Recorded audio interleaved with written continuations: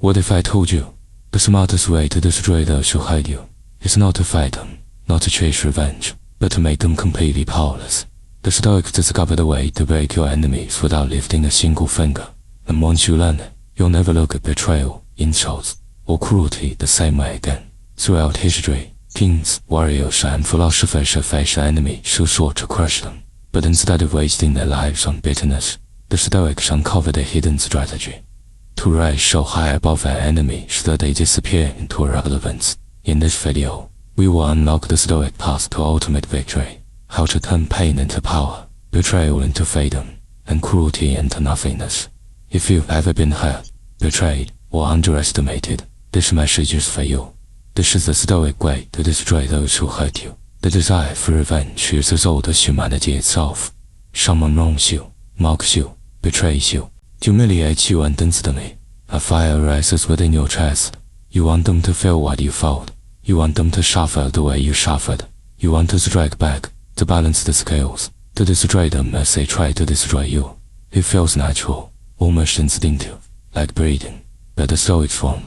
What feels natural is often what enslaves us. Marcus Aurelius, who ruled an empire, understood this better than most. In his meditations, he reminded himself, the best revenge is not to be like your enemy. He knew that the moment you let anger dictate your response, you hand over your freedom. You let someone else's cruelty become the architect of your behavior. In seeking revenge, you don't win, you become a copy of the very person you despise. That's the paradox of power. The act of striking back does not elevate you, it changes you. It places you on the same level as the one who hurt you. And worse, it leaves you vulnerable because now, your emotions can be manipulated by anyone clever enough to win your pride. The Stoic taught that a man who is controlled by anger is already defeated, no matter what destruction he unleashes. Seneca, who wrote on anger, called it a kind of temporary madness. He described it as a fire that burns faster than the one who carries it, consuming reason, clarity, and dignity. To cling to hatred, he said, is to walk willingly into a prison and lock the door behind yourself. But here lies the brilliance of Stoicism. They do not simply say forgive and forget. No, the Stoics were warriors, generals, emperors, slaves. They lived in a brutal world. They knew people could be cruel. They knew enemies were real. Their wisdom was not naive. Instead, they offered a deeper form of victory, one that destroys your enemy without you ever raising a sword. How, by refusing to give them what they want, makes your peace. Think about it. The person who hurt you feeds on your reaction. They want to see you crumble, rage, obsess, waste your energy on them. They want to know they left a scar. But if you rise above it, if you meet cruelty with composure, betrayal with resilience, insult with indifference, then they have failed. You have denied them victory. You have destroyed them in the smartest way possible, by making them irrelevant. This is why the Stoics saw indifference as power. Epictetus, who was once a slave, beaten by his master, taught that no one can truly harm you unless you allow them to corrupt your mind. He said, it is not what happens to you, but how you react to it that matters. His entire philosophy was forged and softened in the end. He emerged undefeated, because he refused to give anyone power over his inner world. So when someone asks, what's the smartest way to destroy those who hurt you? The Stoic answer is simple. You don't destroy them by chasing revenge. You destroy them by denying them space in your mind, by starving them with the reaction they crave, by living so well with such discipline and strength that their cruelty fades into dust. The world thinks revenge is dominance. The Stoics knew the opposite is true. Real dominance is calm. Real victory is self-mastery. Real destruction is silence. Because nothing infuriates an enemy more than your indifference. In this first step, we have to accept the paradox. Revenge weakens you. Indifference strengthens you. What you withhold is often more powerful than what you unleash. And once you understand this, you begin to see that the path to victory is not outward but inward. The battlefield is not out there, it's in here, within your own mind. And that is where the Stoics teach us to fight. If Part 1 revealed the paradox that revenge weakens you while indifference strengthens you, then Part 2 shows us how to transform the wounded self into a weapon. How to take the sting of betrayal, insult, or cruelty and turn it into fuel for greatness. This is the essence of Stoicism, the art of alchemy, converting pain into power. When Marcus Aurelius sat down to write his meditations, he was not sitting in a palace surrounded by luxury. He was on the front lines of war, plagued by sickness, burdened by betrayal in his court, and suffocated by the weight of ruling an empire. At times, Even his cautious allies deceived him, yet he did not crumble. Instead, he used his suffering as material for wisdom, he told himself. The impediment to action advances action. What stands in the way becomes the way. That single line reveals the Stoic secret. Pain is not a wall that blocks you, it's a tool that builds you. Every insult sharpens your patience. Every betrayal strengthens your independence. Every cruelty forces you to master your emotions. The very things meant to break you become the very things that prepare you for victory. Seneca too knew this. He endured exile, slander, and eventually an unjust death sentence ordered by his own pupil, the Emperor Nero. Yet, before he died, Seneca read, fire tests gold, adversity tests brave. Do you see? The Stoics never saw suffering as humiliation. They saw it as purification. Your enemy thinks they're hurting you, but in reality, they are polishing you into something untouchable. Think of Epictetus, who lived as a slave. His leg twisted and broken by his master. He could have let bitterness consume him. He could have dreamed endlessly of revenge, but instead, he turned his suffering into unshakable wisdom. His broken body became the foundation of a free mind. His master controlled his flesh, but never his spirit. He became a philosopher. His words outlived empires, while his master was forgotten. Tell me who truly won that battle. This is the Stoic way of destroying those who hurt you, not through retaliation, but through transcendence, by becoming greater because of their cruelty. When you rise above, their actions become meaningless in the grand sweep of your life. Their attempt to injure you becomes the reason you grew stronger. Imagine someone insults you, trying to drag you down into anger instead of striking back. You let it sharpen your self-control. You remain calm, and suddenly, the insult bounces off you like an arrow against armor. The insulter looks small, weak, powerless, while you stand tall and unbothered. Who is destroyed here, the one who held the insult, or the one who transformed it into strength? The Stoics believe that the greatest victory comes not when you silence your enemy, but when you silence the part of yourself that depends on their approval. Because once you stop needing their validation, once you no longer crave their respect, once you are free from the chains of their opinion, you become untouchable. That is power. That is victory. That is how you destroy them, not with violence, but with irrelevance. And here is where the modern world misunderstands power. Today, many believe strength is loud, aggressive, vengeful. But Stoicism teaches us that the strongest man is the one who cannot be shaken, the one who can look betrayal in the eye and say, "Thank you, you have given me my training ground." The one who uses every wound as a whetstone for resilience. You see, pain is unavoidable, enemies are inevitable. But suffering is optional. You choose what to do with it. You choose whether to let it poison you or refine you. The Stoics chose refinement. They chose to turn pain into power, and in doing so, they robbed their enemies of the final victory. Because the cruelest thing you can do to someone who tries to hurt you is to prove that their effort only made you stronger. So, the next time someone betrays you, mocks you, or harms you, ask yourself the question, how can I use this? Because if you can turn that cruelty into strength, then you have already destroyed them. They gave you pain, but you turned it into greatness. They gave you fire, but you used it to forge yourself into steel. And that is the Stoic way. If there is one weapon the Stoics wielded with unmatched mastery, it was silence. Not the silence of fear, but the silence of power. For when you refuse to react to your enemy's provocation, you rob them of the satisfaction they crave most. Control over your emotions. Think of this. What do those who hurt you truly want? They want to disturb your peace. They want you to explode in anger, to waste your nights plotting revenge, to break yourself down with bitterness.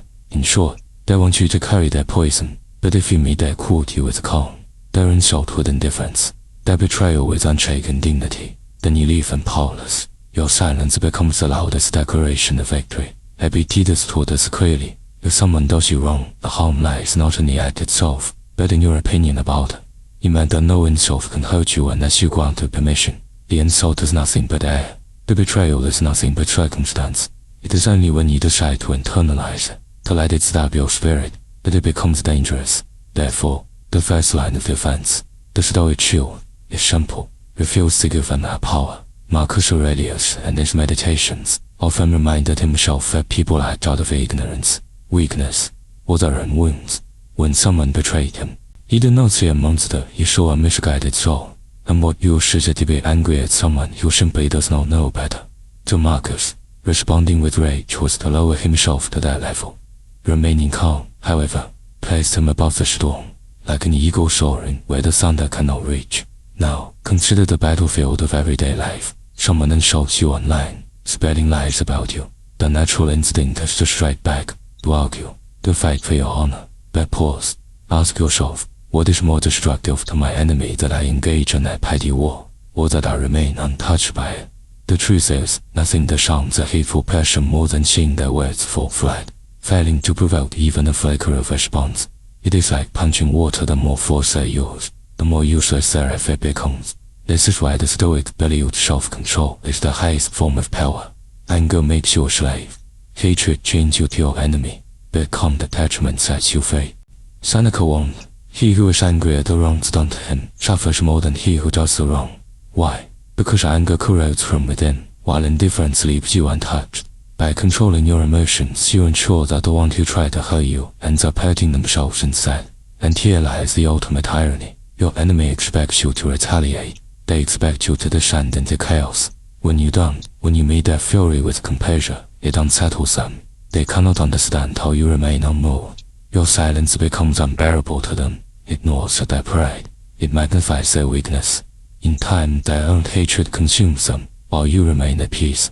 This is the essence of Stoic warfare. Victory without lifting a sword. Destruction without spilling blood. Picture this in your own life. A colleague spreads rumors about you. Instead of confronting them with rage, you continue excelling at your work. Each success you achieve is a silent strike against them. Each moment you remain calm while they grow desperate exposes the futility of their attack. Eventually, others see the truth. One person burning with bitterness, the other rising with dignity. Who looks stronger? Who looks weaker? That is how silence wins. But silence is not passivity. Do not confuse Stoic indifference with weakness.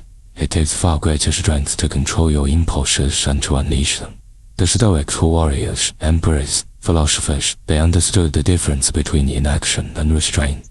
Restraint is not surrender. It is strategy. It is choosing not to fight a battle that lowers you. It is letting your enemy collapse under the weight of their own hatred, while you conserve your energy for victories that matter. And here is a truth you must never forget. People reveal more about themselves in their attempts to harm you than in their moments of kindness. Cruelty exposes weakness. Betrayal exposes fear. Insults expose insecurity. When you remain calm in the face of these attacks, you hold up a mirror. Your silence forces them to confront their own ugliness. They sought to define you as weak, but in the end, they define themselves as small. So the next time someone wins you, remember this Stoic law of power. The greatest form of destruction is to show that their attack meant nothing. If you can remain steady, if you can walk away unbroken, then you have already won. Because while they tried to wound your soul, all they truly did was reveal the emptiness of their own. That is the silent victory. That is emotional dominance. That is the Stoic art of destroying those who hurt you not with fire, but with stillness. 那百是 screaming louder, but by refusing to scream at all. And in the end, your quiet strength will echo louder than their noise ever could. The Stoic did not waste their time plotting revenge, because revenge is a chain. It binds you to the person who wronged you, forcing you to relive the pain again and again. To the Stoics, true power was not in striking back, but in rising so high above your enemies that their existence becomes irrelevant. Marcus Aurelius said, "The best revenge is to be unlike him who performed the injury." What does this mean? It means that if someone has wronged you through lies, cruelty, or betrayal, the greatest answer is not to mirror their behavior, but to become their opposite. If they are small, you must become great. If they are dishonest, you must become just. If they are cruel, you must become compassionate. In short, your very character becomes a living proof of their failure. Imagine if someone betrays you, expecting to see your downfall. Instead of collapsing, you use the betrayal as fuel. You grow stronger, wiser, and more resilient. You pursue excellence so relentlessly that the wound they inflicted becomes nothing more than a scar, reminder of how far you've risen. This is not naive optimism. This is warfare of the highest order. Because while they plotted your destruction, they unknowingly built the fire that forged you. Seneca understood this deeply. He wrote, "It is the practice of a noble mind to seek to surpass injury rather than to avenge it." Why? Because to avenge is to admit that the injury controls you, but to surpass it is to declare that nothing can hold you down. In this way, the injury becomes a stepping stone, and your success becomes the ultimate defeat for those who wish you harm. Consider the stories of history. The men and women who faced betrayal, mockery, and cruelty, but rose to greatness. They did not do so by wasting their lives in petty revenge. They lived with such excellence that their enemies were forgotten, their names lost to time, while the victor's name was carved into eternity. Who remembers the critics of Marcus Aurelius? Who remembers the man who mobbed Epictetus, a slave-turned philosopher? Bear does. But the Stoics remain immortal in the minds of generations. That is the power of living greatly. Now let's bring this closer to our daily lives. Suppose someone spreads lies about you at work. You could fight back, expose them, and waste months in conflict. But what if, instead, you simply excel? What if your work ethic, your achievements, and your reputation grow so unshakable that no rumor can stand against them? Over time their slander will wither away, while your name will be associated with strength, wisdom, and success. That is revenge beyond revenge. Or think of relationships. Someone betrays your trust, leaving you broken. The instinct may be to show them they've lost something, to seek validation by proving them wrong. But the Stoic path is different. Instead of trying to make them regret, you focus on becoming the best version of yourself mentally, physically, spiritually. You live a life so radiant, so full of purpose and dignity, that their betrayal is nothing more than a footnote in your story. They expected you to be crushed. Instead, you thrive, and in thriving, you destroy the narrative they tried to write for you. Here lies a crucial Stoic principle. Success is not measured by defeating others, but by conquering yourself. If you can master your impulses, if you can use pain as fuel, if you can rise where others fall, then no enemy can touch you. They may strike your body, they may tarnish your reputation for a moment, but they cannot wound your soul. Your greatness becomes untouchable. Epictetus, once a slave, had every reason to be consumed by bitterness, but instead of living in hatred for his oppressors, he became a teacher of wisdom, guiding emperors and soldiers alike. His enemies are forgotten, his wisdom remains. This is the model. Transform your suffering into strength, your betrayal into brilliance, your pain into purpose. By doing so, you make your enemies vanish not because you destroy them directly, but because you rose so high that they cannot reach you anymore. This is why Stoicism rejects the obsession with revenge. Revenge says, I will reduce you. Stoicism says, I will elevate myself so much that you no longer matter.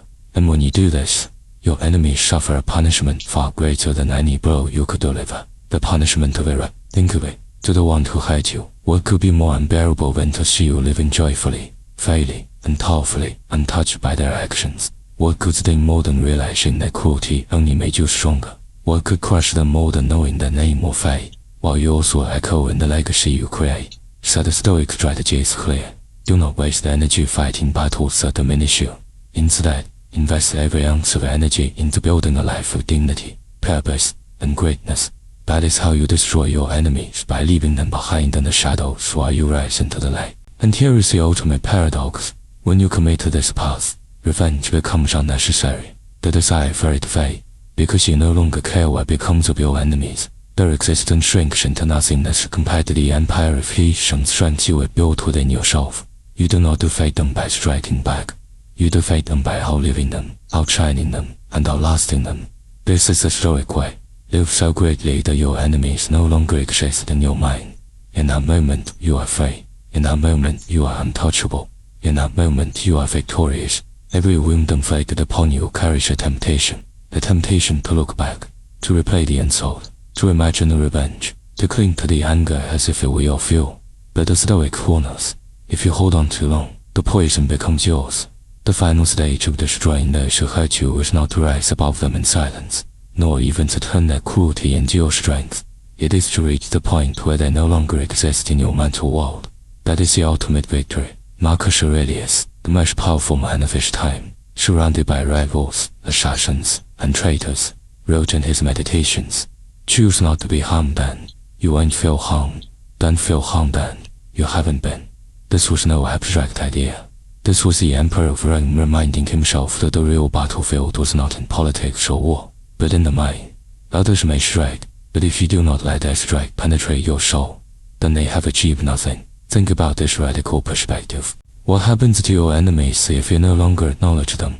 What happens if their insults cannot move you? Their betrayal cannot poison you. Their presence cannot disturb your peace. They disappear. They become phantoms, shadows without weight. You do not need to fight them because they no longer exist in your inner world.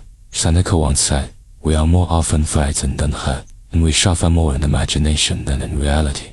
Enemies live much powerfully not in the outer world, but in our imagination. We replay their faces, their will, their cruelty, and in doing so we chain ourselves to them. The Stoic solution: break the chain, refuse to grant them space in your mind. Stop rehearsing the story of your pain, and begin writing the story of your freedom. This is why forgiveness, in Stoic terms, is not about letting your enemies go, it's about letting yourself go. It is not mercy for them, it is liberation for you. When you forgive, you do not say, "What you did was fine," you say, "What you did has no power here anymore." The chains fall off, you walk free. They remain stuck in the prison of their own bitterness. You walk away into a life untouchable. Epictetus, who endured slavery and abuse, taught us, it is not things themselves that disturb us, but our opinions about them. His master could beat his body, but Epictetus refused to let him touch his soul. This is a lesson. They can injure your skin, but only you can hand them the keys to your spirit. If you refuse, you remain undefeated. Let's imagine two paths. On the first path, you hold on to anger, replaying your enemy's betrayal for years. You achieve success, yes, but every victory feels incomplete, because deep down you are still carrying them with you. On the second path, you learn the Stoic way. You take that betrayal, you use it as fuel, and then you let it go. You move forward with lightness, free of resentment. Which path is the true victory? Clearly the second, because the first still gives them power. The second erases them. There is an ancient Stoic exercise called the view from above. In it, you imagine yourself rising higher and higher into the sky, first above your city, then above your country, then above the earth itself. From this cosmic view, your problems shrink into nothing. The insults, the betrayals, the enemies, they become tiny dots, smaller than dust. In the grand scale of the universe, how much do they matter? Not at all. The Stoics use this perspective to remind themselves, life is short, the world is vast, and to waste your breath on enemies is to squander your existence. Here lies the paradox. The moment you stop caring, you win.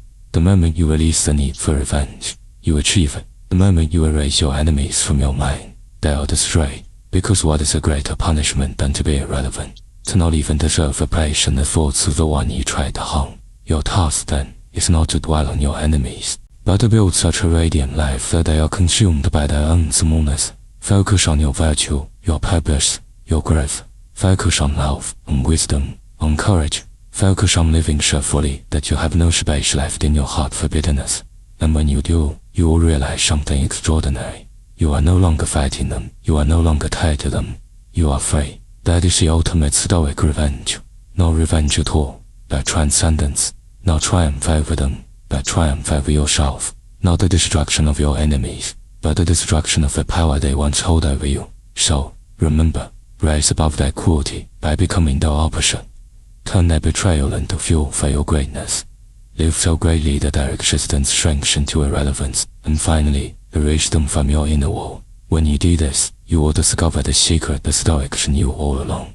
The smartest way to destroy those who hurt you is to realize they cannot touch you at all. In that moment, you are untouchable. In that moment, you are free. And in that freedom, you win forever. The Stoics remind us, the greatest revenge is not hatred, not even success, it is freedom. Freedom from anger, freedom from bitterness, freedom from the grip of those who try to harm you. When you refuse to give them power over your mind, they vanish. You win forever. So the next time you are wounded by someone's cruelty, remember this. You cannot control what they do, but you can control whether they still live in your head. And once you erase them, you become untouchable. This is how the Stoics destroy their enemies, and this is how you can too.